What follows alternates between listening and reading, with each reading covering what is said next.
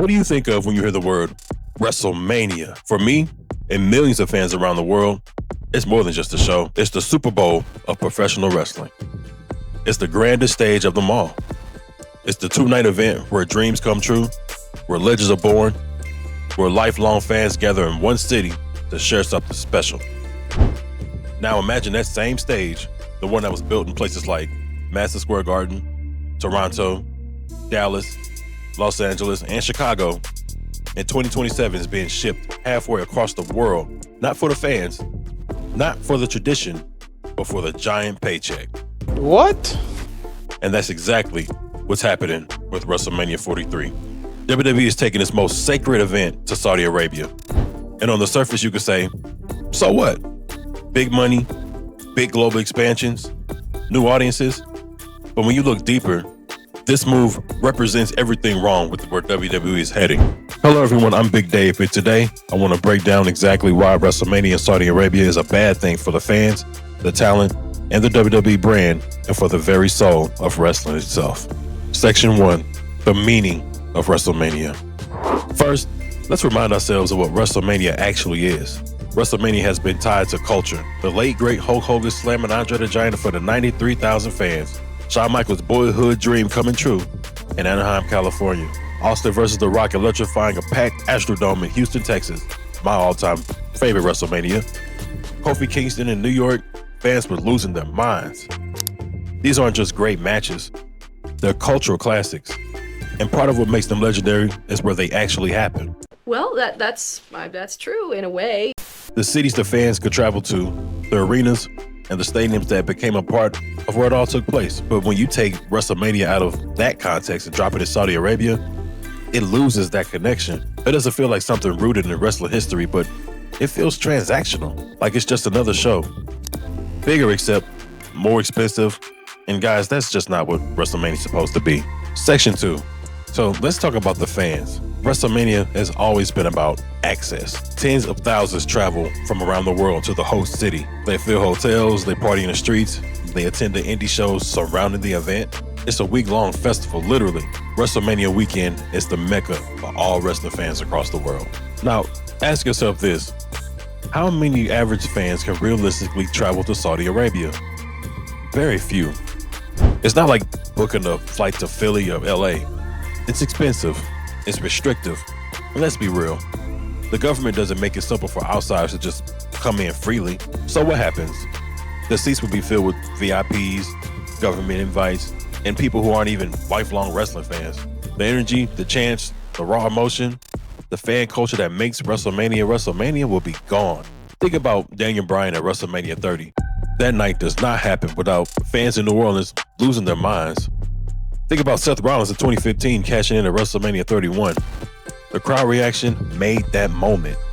Take that raw energy away, and WrestleMania just becomes another overproduced show in front of a quiet audience. And honestly, that's heartbreaking. Damn! Section 3, the ethical problem. Now, we can't ignore the elephant in the room of the Saudi Arabian government. For years, WWE has been running shows under the Greatest Royal Rumble and the Crown Jewel banners. And every single time, fans have pushed back. Now, why is that? Because the government has a long record of human rights abuses, oppression of women, suppression of free speech, censorship, and much worse. Even when WWE runs normal pay-per-views there, it's already controversial, but why WrestleMania? That's the mainstay of the industry. It's the two nights that defines WWE's identity. But by putting it in Saudi Arabia, WWE isn't just doing business. It's essentially endorsing the government's image campaign. It's like saying, we're willing to use our biggest stage to just be used for PR. Did you see the press conference for the announcement? Have you ever seen anything that's supposed to be a step in the right direction look so awkward, uncomfortable, and forced? Awkward. So awkward. It was like His Excellency said, say nice things or no money. I'm sorry, but that's just how it came off to me. Well, shit. And for a company that's always been marketed as for the fans, this move feels like the opposite. It feels like they're just telling fans, your voices don't matter. Human rights don't matter. All that matters is the check. Money, please. Now, for Section 4, we're going to talk about the talent problem. Talent have already shown over the years that they're not comfortable with working the Saudi shows. And others have spoken quietly about how uncomfortable they are with it. You remember in 2019 when the wrestlers were unable to leave Crown Jewel or they were stuck on the runway? That was a PR nightmare. Now imagine putting WrestleMania in that same environment. For some wrestlers, this is the biggest match of their careers, their childhood dream. Instead of having it in front of a packed stadium of fans in America or Europe, they'll have it in a carefully managed environment. Do you think Kofi Mania would have hit the same in Saudi Arabia? Do you think Becky Lynch, Ronda Rousey, and Charlotte's triple threat match at Mania 35 would have had the same energy in front of a polite, government-approved crowd? The wrestlers deserve so much more. They deserve to have their legacy-defining moments in front of a real, passionate fans. In Saudi Arabia, I'm sorry, but it just doesn't offer that. Whoa, hey. Section 5, the tradition problem. WrestleMania has traditions.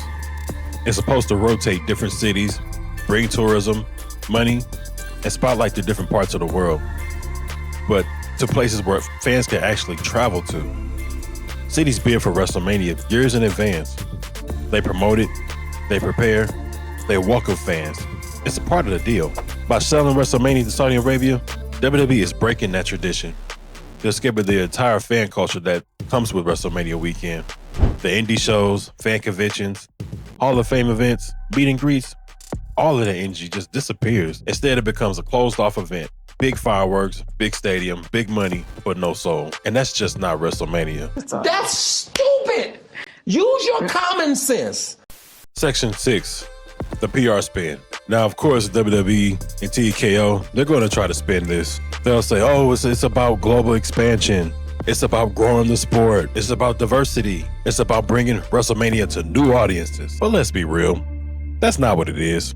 If it was about global expansion, why not go to the UK? Like John Cena teased at Money in the Bank in London a few years back. Why not Japan? Why not Mexico, where the wrestling culture is massive? But why Saudi Arabia, a place with limited to very little wrestling tradition? The answer is simple. The money.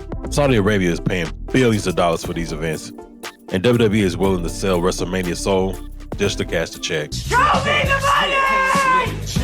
Section 7, the long-term consequences. So what happens if WrestleMania 43 in Saudi Arabia goes forward? First, it sets a precedent.